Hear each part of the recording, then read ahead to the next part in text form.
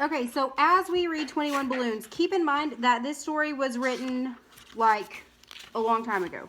Okay, this story was first written in 1947.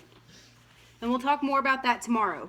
But the words that they use, the vocabulary, and the things that they talk about are completely different than what we talk about today, or a book that we would read that was written this year. So this is our first page. What do we think our story is going to be about? A hot air balloon, maybe. We see it on every page so far. It's like the movie Up. So here is our first page. So it has pictures. It does have pictures. You can see that they're more like black and white pictures. But this is our introduction. It says there are two kinds of travel. The usual way is to take the fastest imaginable conveyance along the shortest road. The other way is not to particularly care where you are going or how long it will take you, or whether you'll get there or not. So he says there's two ways to travel. One, you get in your car, point A to point B, go as fast as you can. Or the second person doesn't care at all. They don't care if they end up where they're trying to go. They don't care if they stay on the route. They just go for the ride, for the adventure. These two methods of travel are perhaps easiest to be seen while watching hunting hounds. One hound will follow his nose directly to his prey. Hey, don't mess with those scissors like that. Another will follow his nose in a roundabout way to molehills, empty rabbit holes, garbage cans, and trees, and perhaps not pay attention to any of his prey, even when he happens upon it. The second way of getting around has always been pointed out as the nicest. For, as you can see in this case, the slower hunting hound, you are able to see more of what's going on in the world and how nature is getting along. Not long from now, in the atomic age, it is easy to imagine that travel will be tremendously fast. In order to travel, for example, from New York to Calcutta, you will simply walk into a station in New York, through one door, into a room beamed on Calcutta, out another door, into the station in Calcutta, and then on into Calcutta streets. It will take you no longer than it takes you to walk through any ordinary room, and you won't feel a thing. So he's saying in the future, if I want to go to New York, there'll be something right here that says New York, and I'll step into it, and then I'll just magically show up in New York. That's how he thinks travel will be in the future. Is that true? No, not yet. But it would be cool. It'd save a lot of time, huh? What will happen when you enter that room is that you will be atomically broken down into a radio wave, transmitted by radio to Calcutta, and atomically restored upon being picked up by the radio receiver in Calcutta. The instant you are no longer in New York, you will be in Calcutta in the same way as an instant a man's voice leaves a radio station. It can be picked up anywhere in the world. Travel to any capital in the world will be instantaneous. For man once discovers the deeper secrets of nature, time, and space, and they will stop being paired together. You will hear of miles, and you will hear of hours, but the expression miles per hour will be most old-fashioned. So he's saying that you can just instantly be somewhere. When they wrote this book, then later on in the future, if I want to just go to, where do we want to go? Hawaii. Then we'd step this way, and how you hear a radio, as fast as you hear a radio, you would already be in Hawaii if you stepped into where Hawaii was. The best way of travel, however, is if you aren't in any hurry at all, if you don't care where you are going, and if you don't like to use your legs, if you want to see everything quite clearly, if you don't want to be annoyed at all by any choice of direction, is in a balloon. In a balloon, you can decide only when to start, and usually when to stop. The rest is left entirely to nature. So when you're traveling in a balloon, it's not like a car. You can't just push on the gas and steer wherever you want to go, and then push on the brake when you're done. Traveling in a balloon is so much different. How fast you will go and where is left up to the winds. It is a wonderful way to travel, particularly if you want to travel from your home to school. You get up early in the morning with your school books, climb into the basket, look in the direction of the schoolhouse, untie the ropes, and fly off.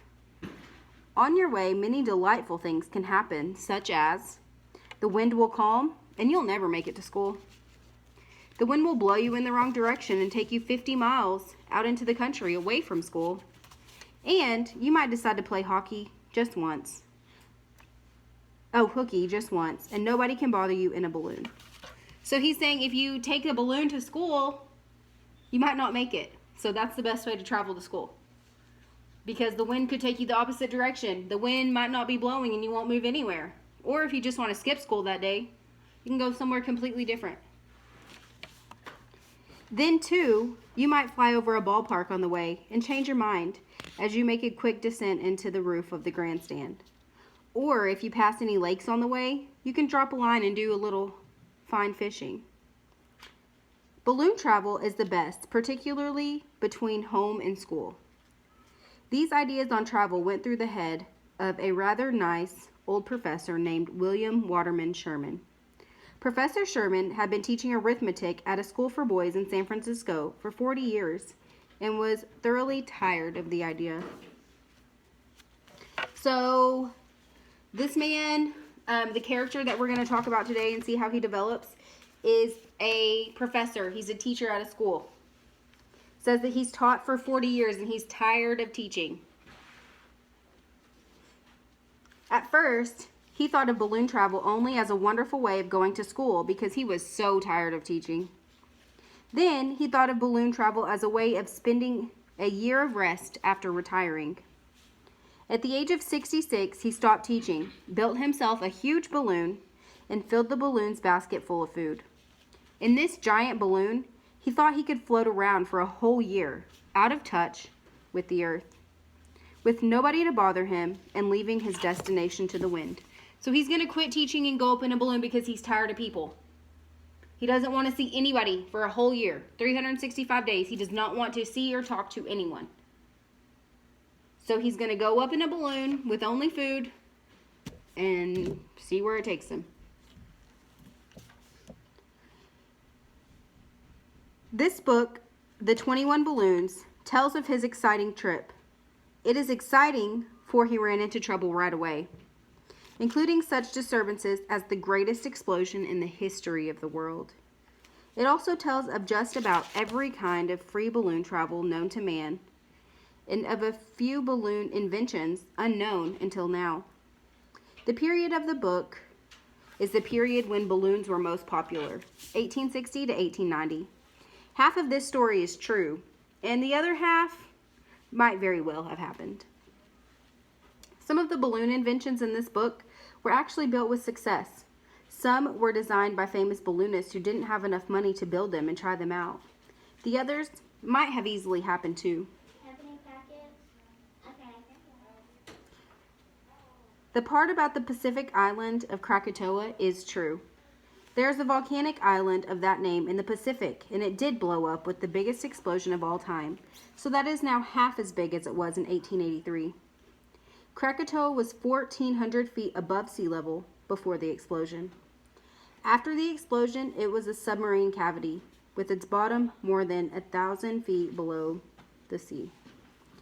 The sound of the explosion was heard as far as 3,000 miles away, which is the greatest distance sound has ever been known to travel.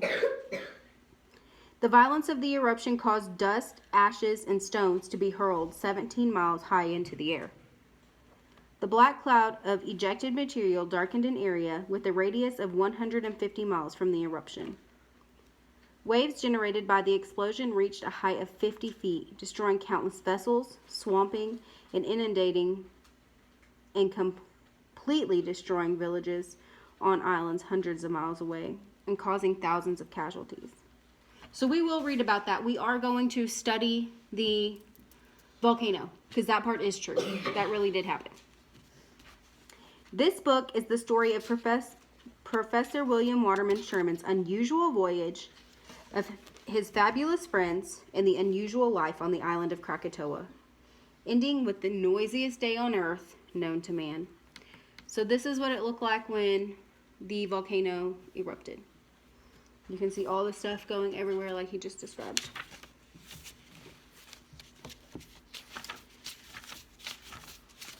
Okay, y'all ready? Now we know a little bit of background about the story. Let's start with chapter 1. Professor Sherman's incredible loyalty. So here we can see him. There's Mr. Sherman. You can see he's sleeping in a bunk. The Western American Explorers Club in the city of San Francisco was honored as it had never been honored before in the first week of October 1883 by being promised to be the first to hear the details of an unexplained, extraordinary adventure. The biggest news story of the year, the story the whole world was waiting impatiently to hear, the tale of Professor William Waterman Sherman's singular voyage. Professor Sherman had left San Francisco August 15th. He flew off in a giant balloon, telling reporters that he hoped to be the first man to fly across the Pacific Ocean. 3 weeks later, he was picked up in the Atlantic Ocean, half-starved and exhausted, clinging to the debris of 20 inflated balloons. So we know he left off with how many balloons? 21. So he was hoping to be gone for 365 days.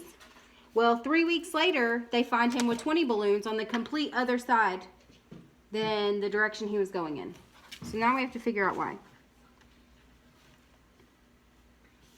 How he found himself in the Atlantic with so many balloons after starting out over the Pacific with one, caught and baffled the imagination of the world.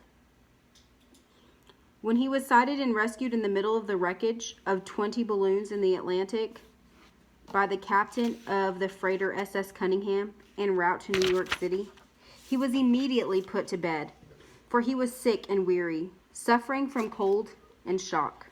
He was treated with great care by the ship's doctor, strengthening with food and brandy by the ship's cook.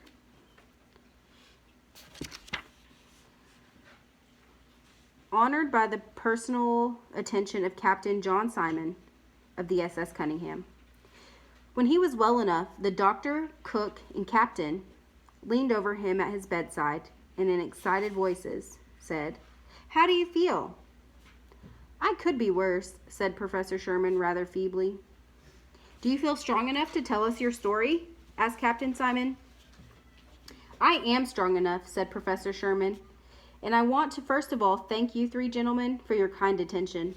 But gentlemen," he exclaimed, "as an honorary member of the Western American Explorers Club in San Francisco, I feel sincerely that I owe the first accounting of my extraordinary adventure to that illustrious fraternity." At this, of course, Captain John Simon was somewhat hurt. After all, he had ordered the rescue of Professor Sherman when he found him floating around almost dead in a maze of broken planks and empty balloons. He had saved his life. So the people on the ship that saved him are asking him what happened. And Mr. Sherman isn't telling him. So now the people that saved him are like, "We didn't have to save you." The ship's doctor had healed and tenderly nursed the professor back on the road of recovery. The ship's cook had gone out of his way to prepare special, delicate food for him. They were all 3 most disappointed. This also made them much more curious. They tried all sorts of ways to get him to tell his story. They tried arguing with, persuading, tricking, and agitating him. They tried to entice him with spirits. So they tried to get him drunk so he would talk about what happened. And it still didn't work. They gave him medicine, but he only seemed to become more and more firm as he exclaimed as loudly as strength would permit, "This tale of mine shall first be heard in the auditorium of the Western American Explorers Club in San Francisco, of which I am an honorary member. Will you at least tell me your name?" asked Captain Simon, "so that I might make a proper entry and report of the rescue in my ship's log." That information I shall not withhold, said the professor. My name is William Waterman Sherman. And now one more question, said Captain Simon. No more questions, interrupted Professor Sherman. You will be well rewarded for rescuing me, and my fare will be paid in full. I am saving every other detail for the voyage for the Western. All right, said Captain Simon. He left the professor's cabin, went to his own, and made the following entry in the ship's log. So everyone just wants to know what happened, and he will not tell them anything. So now the people are getting more excited, like, oh my gosh, what happened must have been awesome, because he won't tell us. Tuesday, September 8th, 1883. Latitude 60 degrees, longitude 17 degrees. The weather was clear. At 12 noon, sighted strange wreckage in the distance. Approached it with caution. Found it to be a mass of broken wooden beams to which were attached to 20 balloons in various stages of deflation. In the middle of all of this, there appeared to be a large furnace, painted red with gold trim. The furnace toppled over and sank before we were near enough to make it out clearly what it could possibly be for. Clinging to a beam, which was part of a balustrade, we found a man near exhaustion and suffering from cold and shock. This man's clothes was unlike those of explorers or balloonists. He seemed suited for fashionable evening wear. We picked up the man, questioned him at length when he was able to talk, but the only information we could get out of him is that his name was William Waterman Sherman. Orders have been given to treat Professor Sherman with the normal care and attention given a regular passenger of the ship. He shall be treated and billed accordingly. So when they found him, he was like fancy dressed. So now they have even more questions. Why is he dressed like that? He doesn't look like someone that's just flying around in a balloon. He doesn't look like someone that's just on an expedition exploring. So looks like someone that's on a mission. yes, so where did this guy come from? And why is he in the middle of the water with all these balloons? When the SS Cunningham arrived in New York, Professor Sherman was still in no condition to get around by himself. He planned a few days' rest before boarding a train for San Francisco. He asked Captain Simon to get him to a hotel. Captain Simon helped him into a carriage and took him to the Murray Hill Hotel. He saw that he got a room and wrote down the number of the room. He then went back to his ship, picked up his ship's logs, which he took to the offices of the New York Tribune. So the New York Tribune is a newspaper. Since Mr. Sherman won't talk to the captain of the ship is going to take everything he knows to the newspaper, so they can see if they can get more out of him. He knew the story of the rescue had news value, and he could sell it for a handsome price to this paper. The Tribune bought the story immediately, paid Captain Simon for this information, and sent 2 reporters to his room at the Murray Hill. Of course, Professor Sherman didn't like this idea at all. To all questions asked to him by the reporters, he replied, "Gentlemen, I am saving the extraordinary details of my voyage for a talk in the auditorium of the Western American Explorers Club in San Francisco. You are only wasting your time and mine. Good day, gentlemen." The reporters were quite disgusted at this. They made the most they could of the information found in Captain Simon's log and printed whatever story they could make of it on the front page. The story, as incomplete as it was, did attract considerable attention. The headline read, "Professor Sherman found in Atlantic with the wreckage of 20 balloons." And the sub-headline read, "Refuses to explain how or why." So now other people in their homes that have access to the newspaper have questions. Now they want to know what happened. So by putting it in the newspaper, it's gaining more attention. The San Francisco Tribune naturally picked up this story with tremendous interest. They wired the information to the New York Tribune that a Professor Sherman had only recently attempted to fly the Pacific Ocean with 1 balloon. The New York Tribune looked in its picture files and found a picture of Professor Sherman taken at the Higgins Balloon Factory. They sent a photographer to the Murray Hill Hotel, who, with considerable difficulty, took a picture of Professor Sherman. The following day, the New York Tribune printed 2 pictures side by side to show that it was the same man. In the front page with a headline which read, Professor Sherman in wrong ocean with too many balloons. And the subheading, refuses to explain how or why. These 2 stories were enough to excite the curiosity of millions, and Professor Sherman, in his bed in Murray Hill, suddenly found himself to be the center of a considerable amount of attention of the world. The mayor of New York paid him a special visit. With all the pomp and ceremony that could possibly be displayed around the sick bed of a weary explorer in a hotel room, the mayor presented the professor with the key to the city. Professor Sherman thanked him at length for his honor. So when you get a key to the city, you're usually like someone important, you're somebody famous, you're someone that's done something good. So they gave it to Mr. Sherman. And what do they want from Mr. Sherman? The story. They want the answer.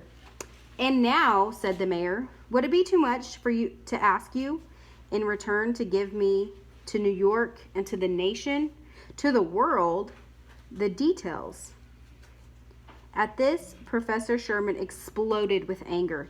Out of my room, Your Honor, he shouted. What matter of bribe is this? Trying to buy my loyalty to the Western American Explorers Club with the key to this city? Out of my room, I say, and take your friends, take your reporters, and your photographers with you. So you can see him right here getting angry. The New York Tribune made much of this the next morning, carrying the story to the front page again with the banner headline which read, Key to the City Fails to Unlock Secrets of Sherman's Voyage. By now, the public's curiosity was at a fever pitch.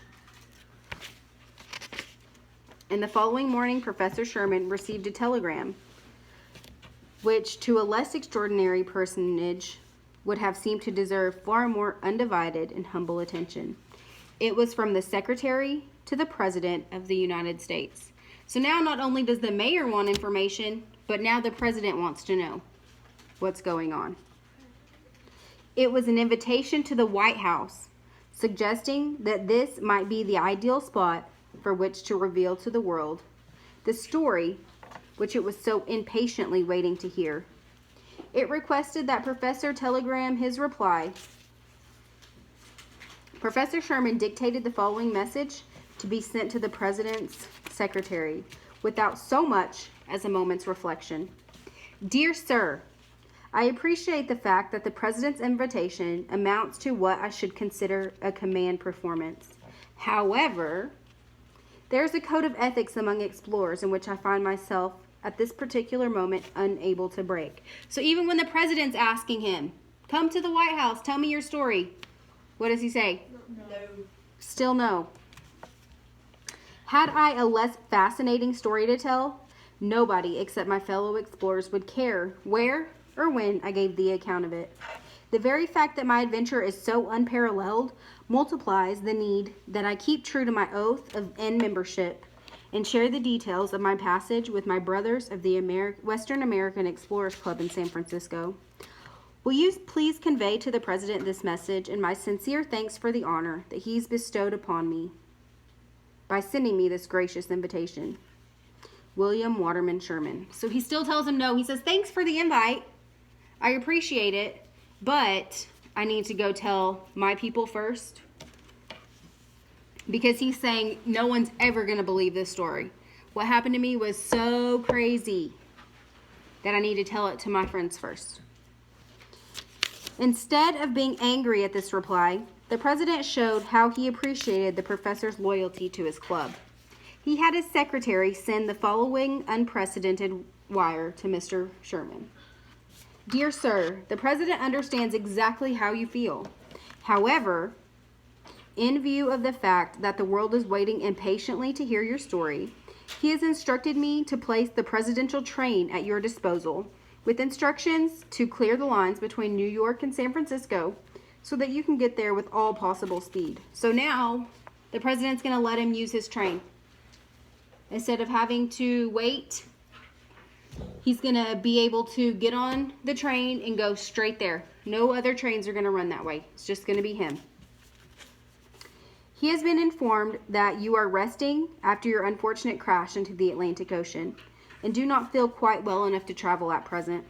He assures you, sir, that you will be as comfortable in his car as you are in your hotel bedroom, and that all possible care and attention will be given you on your trip. If this is convenient, and he believes that it surely is, an ambulance will pick you up this evening at 8 o'clock and will carry you into the comfort of the train. Please do not bother to convey your thanks to the President. He will eagerly await your report of your trip across the continent as the President and the world breathlessly stand by waiting to hear your story from the auditorium of the Western Explorers Club in San Francisco. So he's telling him, hey, this is what you're going to do. You're going to be here. The ambulance is going to pick you up in your hotel. And you're going to feel the same way on the train as you would in your hotel room. You're going to be just as comfortable. Professor William Waterman Sherman left the Murray Hill Hotel that evening at 8 o'clock, San Francisco bound on the presidential train. So here he is leaving. He's going to go straight to San Francisco so the world can figure out what happened. What do we think is going to happen next? Make a prediction. Do we think he's just going to get straight there and everything be good? No. Or are we going to find some more issues along the way? Lily? Okay, so now that they put it in the paper and everyone's curious, she said that there's going to be commotion. There's going to be a lot of people wanting to know what happened. Kipton? And he's going to get so mad when the only people that he's going to tell is his friends. Okay, he might keep getting angry. He's angry at people for asking questions, right? Okay, when we get back, we'll talk about his character traits and what we know about him internally and externally. Go ahead and take your break, and then we will come right back.